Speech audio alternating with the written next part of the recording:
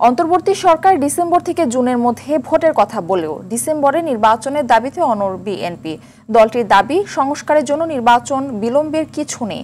গয়েশ্বরচন্দ্র রায় বলেন, আজীবনের জন্য দরকার অন্তর্বর্তী সরকার, এমনটা মনে করা ঠিক হবে না। ভোটের অনিশ্চয়তা না কাটলে সংস্কার কোনো কাজে আসবে না বলেও মনে করেন তিনি। মাইদুর রহমান রুবেল জানাচ্ছেন বাকিটা।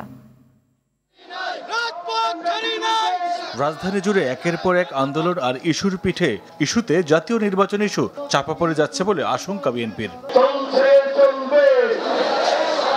বিএনপি বলছে, মানুষের ভোটের অধিকার আদায়ের জন্যই গত 17 বছর লড়াই করেছে দলটি। ডিসেম্বরের মধ্যে নির্বাচনের দাবিতে সরকারকে চাপে রাখার কৌশল হাতে নিয়েছে দলটি। অন্তর্বর্তী সরকার নির্বাচন নিয়ে টালবাহানা করছে বলে মনে করে বিএনপির শীর্ষ নেতারা।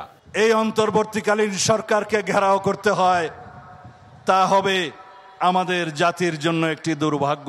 বিএনপি নেতারা বলছেন, মানুষের ভোটের অধিকার ফিরিয়ে আনতে কাঠখড় কম পোড়াতে হয়নি দলটিকে। নির্বাচন নিয়ে এখনো দ্বিধা দ্বন্দ্ব থাকলে পতিত স্বৈরাচারের মধ্যে পার্থক্য কোথায় জানতে চান রুহুল কবির রিজভী। ভোটাধিকার প্রয়োগের মাধ্যমে একটা নির্বাচিত সরকার কায়েম করবে, এটাই তো মানুষের চাওয়া, সেটা শেখ হাসিনা হতে দেয়নি।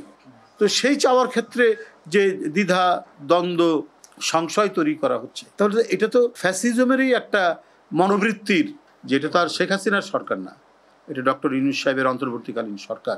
এখানে ইতিবাচক একটি ফলাফল আসবে বলে আমরা বিশ্বাস করি। আর গয়েশ্বরচন্দ্র রায় বলেন, নির্বাচন ব্যবস্থা পরিকল্পিতভাবে নষ্ট করে দিয়েছিল আওয়ামী লীগ। ভোট কেন্দ্রে যাওয়ার আগ্রহ হারানো ভোটারদের কেন্দ্রে আনার চ্যালেঞ্জ সরকারের। জনগণকে ভোট কেন্দ্র বিমুখ করছে বা জনগণের মধ্যে আতঙ্ক ভোট দিতে পারে না, এই যে আগ্রহটা হারিয়ে ফেলছে, এইটি হলো এই সরকারের জন্য বড় চ্যালেঞ্জ।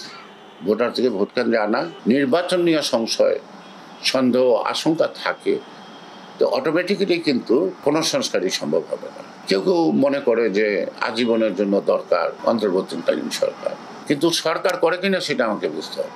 ডিসেম্বরে নির্বাচন চায় বিএনপি সহ অন্তত 47টি রাজনৈতিক দল। অন্যদিকে ডিসেম্বরে নির্বাচনের পক্ষে নয় ভোটের মাঠে বিএনপির অন্যতম প্রতিদ্বন্দ্বী বাংলাদেশ জামায়াত ইসলামী সহ অন্তত 10টি রাজনৈতিক দল। মাইদুর রহমান রুবেল, RTV, ঢাকা।